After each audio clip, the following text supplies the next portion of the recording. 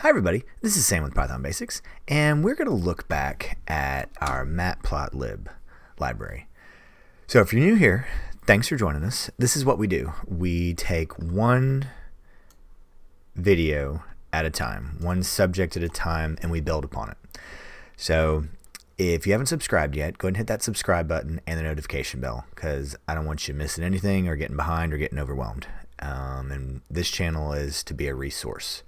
So please drop any comments or questions down below and I'll get right to them. So I can't believe that I have missed this so far. So, all right, we're going to look at how to be interactive with Matplotlib.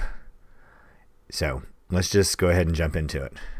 So, all right, we know how to go through and just have one little thing put all together and then show. Well, let's just say you're working through and you want to have a graph and you're moving through and you're wanting to add things for effect. So this is how you make Matplotlib PyPlot interactive right here. Interactive on. And here's the function to check. Is it interactive? It's true. So let's just check this out. So, boom. Here's my plot. Now I want to throw a title on it. There it is. Let's move it here. All right. Now I want to add my axis.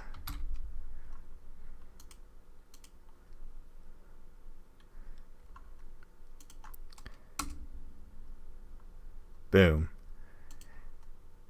Y. Boom.